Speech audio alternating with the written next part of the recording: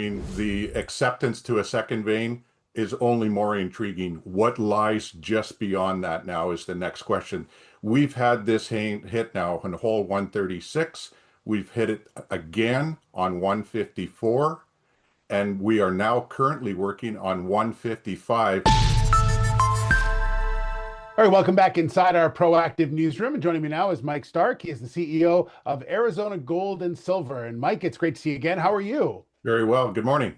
Yeah, good morning to you as well. Big news out today from the company talking about the Perry Zone area of your Philadelphia project. And before we sort of talk about what it is, there's a lot of work that's going on in that particular area, and you've already had some success.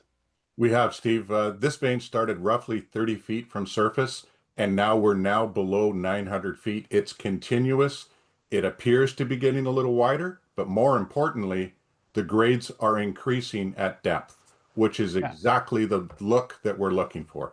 And you've actually hit a second vein now in that particular area as well. So, and again, those grades are what you want to see.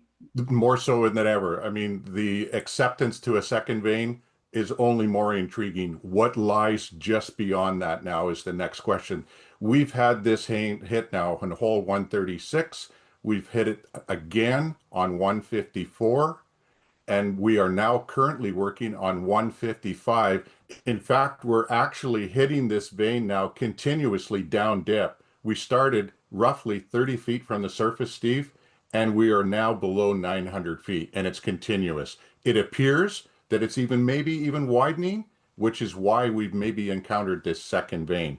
The grades are still not what Greg wants to see as a sweet spot or a feeder zone, but we are getting very, very close. With each hole that we've stepped down, we are seeing better grades indicated in our press releases as well. Yeah, you're talking about Greg Hahn, obviously, your geologist in-house. Correct. Let's talk also about this area. We've talked about Rising Fawn, but just to confirm to everyone, this is a separate area from Rising Fawn, right? It absolutely is, and that's a very good point. Look, the Rising Fawn is going to be a stockwork zone, which we expect and hope to see 1/2 gram to 1 gram to 1.5 gram material. This is very much different. This is a high grade zone that goes, as I mentioned, down to 900 feet at this point. I'm anxiously awaiting a text or indication from the crew right now.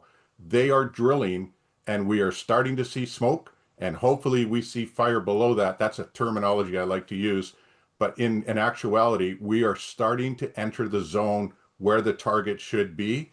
I'm anticipating this text at any point that we have hit it.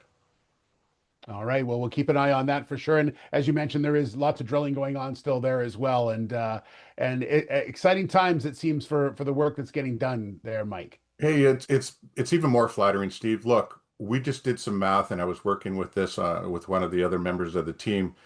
We've only looked at 2.5% of the size of our property. We have over 3,300 acres, and we've just scratched the surface at this point. We have another mile, excuse me, a kilometer and a half south of us with this vein expressing at surface. We're very early stage, but we're extremely pleased at what we're seeing. We're down to 900 feet already. This could go down much deeper, and if it does, that's even better for the underground mining that's possible at this point. All right. We'll leave it there, Mike. Thanks so much. Good to catch up with you and appreciate your time.